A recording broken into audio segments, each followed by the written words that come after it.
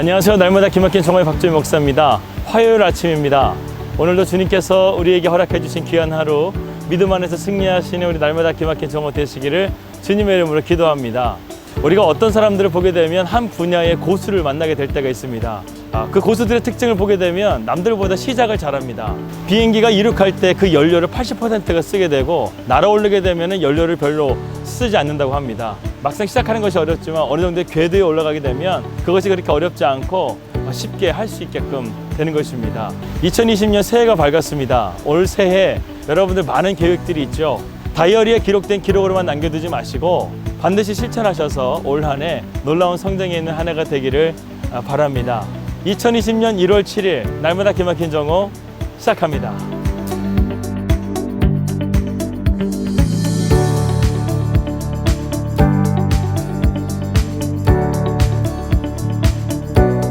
우리는 계속해서 바울의 2차 전도 여행을 살펴보고 있습니다.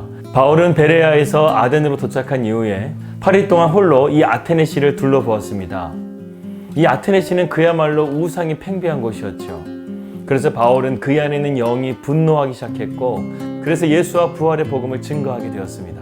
그런데 이 복음을 듣고 반응했던 사람들이 있었습니다. 그들은 이 시끄러운 아고라 강정에서 바울을 아레오바고라는 언덕으로 데려가서 그곳에서 바울이 전한 복음을 더욱더 듣기를 원했습니다. 그런데 이들이 바울이 전한 말씀을 들으려고 했던 것은요, 진리를 사모하는 갈급함이 아니었습니다. 바울이 주장하고 있는 예수와 부활에 대해서 자신의 논리와 상식적으로는 맞지 않지만 새로운 지적인 탐구에 대한 호기심으로 이 바울의 복음을 들으려고 했던 것이죠. 아레오바고의 정상에서 우상들이 팽배한 아테네시를 바라보면서 바울은 그들에게 그들이 섬기고 있는 알지 못하는 신에 대해서 언급하면서 바울은 설교를 시작하고 있습니다. 이 알지 못하는 신은요, 주전 6세기 전에 그리스 아테네에 큰 전염병이 돌았는데 무사하게 그 전염병이 넘어가게 된 것을 기념하면서 모든 신들에게 제사를 드렸는데, 혹시나 자기들이 몰라서 제사를 드리지 못한 신이 있을까봐 두려워해서 알지 못하는 신이라는 신상을 만들어서 그것을 경배하고 있었던 것이었습니다. 그래서 600년이 지난 이후에 바울은 그들이 알지 못하는 그 신을 언급하면서 말씀을 시작하고 있는 것이죠. 24절에 보게 되면요, 우주와 그 가운데 있는 만물을 지으신 하나님께서는 천지의 주제시니 손으로 지은 전에 계시지 아니하시고 라고 했습니다. 바울은 그 하나님을 가리켜 분명하게 말씀합니다. 그 하나님은 천지의 주제이신 하나님이시라고 선포합니다. 바울이 이 선포의 또 다른 의미는요, 너희들이 만든 그러한 신상들과 우상들은 천지의 주제이신 하나님이 계실 수 있는 곳이 아니라는 거예요. 당연한 것 아닐까요? 온 우주의 만물을 창조하신 천지의 주제이신 하나님께서 한낱 민물인 인간이 만든 그 건축물 안에 계실 이유가 무엇이 있겠습니까? 전혀 없습니다. 그 당시에 아테네시의 가장 큰 건축물이었던 아크로폴리스일지라 하더라도, 아테네 여신을 모시는 파르테논 신전이 아무리 웅장하고 거대한다 할지라도요, 하나님 앞에서는 한낱 먼지일 뿐인 거예요. 당시 타국에서 그리스의 아덴에 도착한 사람들은요, 이 거대하고 웅장한 아크로폴리스 신전과 아테네 신전을 바라보면서 그 신전 앞에 압도되었을 것입니다. 그러나 바울은 달랐습니다. 바울은 8일 동안 이 아테네시를 둘러보면서요, 성령 안에서 거룩한 분노를 느꼈고, 이 헛된 것을 섬기는 아테네시의 불쌍한 영혼들을 바라보면서 예수와 부활을 증거하지 않으면 안 될 수 없는, 견딜 수 없는 그런 복음에 대한 열정을 갖게 되었습니다. 우리가 잘 아는 솔로몬 왕은요, 1000번제를 드리고 하나님의 성전을 건축했습니다. 그런데 열왕기상 8장 27절 말씀 보게 되면 이 1000번제를 드리고 성전을 봉헌할 때 솔로몬이 드렸던 기도가 있습니다. 제가 읽어드리겠습니다.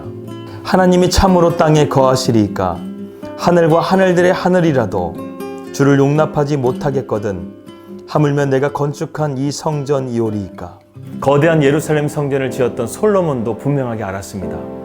천지의 주제이신 하나님을 이 성전에 둘 수 없다는 것을 분명하게 알았던 것이죠. 하나님은 당시에 성전이 없었던 아브라함을 갈대아 우르라는 이방 땅에서 만나주셨습니다. 야곱은 광야 가운데서 돌베개를 자고 있을 때 하나님을 만났습니다.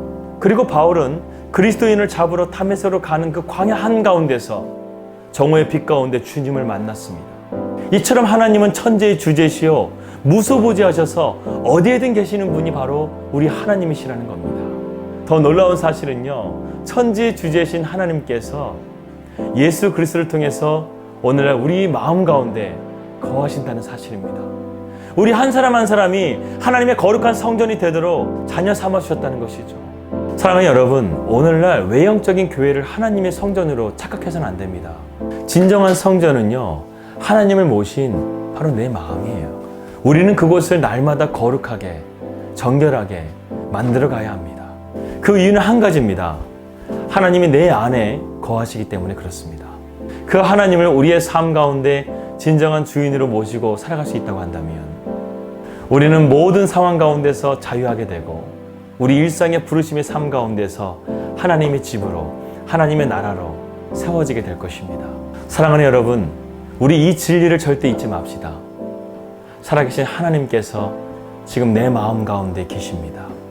오늘도 주 안에서 주님과 동행하는 믿음의 발걸음 걸으시는 우리 날마다 기막힌 정오 되시기를 주님의 이름으로 기도합니다. 주님은 이 세상 어디에도 갇혀있지 않다는 것을 우리로 하여금 잊지 않게 하여 주십시오. 주님은 천지의 주제시고 무소부지하시고 전지전능한 하나님이심을 오늘도 우리가 믿음으로 고백하며 나아갈 때 우리 또한 그 무엇에서부터 속박당하지 않고 주님이 주시는 참된 자유 안에서 거할 수 있도록 인도하여 주십시오. 예수님의 이름으로 기도하였습니다. 아멘.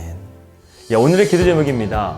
첫 번째로 이곳 뉴질랜드 땅에 성령의 새바람이 불어서 하나님의 나라가 이 땅 가운데 더욱더 견고하게 세워질 수 있도록 기도해 주시고, 두 번째로는 저희가 이곳 뉴질랜드에서 잘 안착할 수 있는 환경의 문이 열릴 수 있도록 기도해 주시고, 세 번째로는 저희가 다음 주에 드디어 웰링턴으로 출발합니다. 웰링턴에 도착해서 정말 하나님께서 우리를 이곳에 부르신 소명이 무엇인지를 잘 분별하고 돌아올 수 있도록 계속해서 기도해 주시길 바라겠습니다. 저희도 우리 날마다 기막힌 정오 식구들을 위해서 늘 기도하고 있습니다. 평안한 하루 되시고요. 저는 내일 뵙도록 하겠습니다. 할렐루야!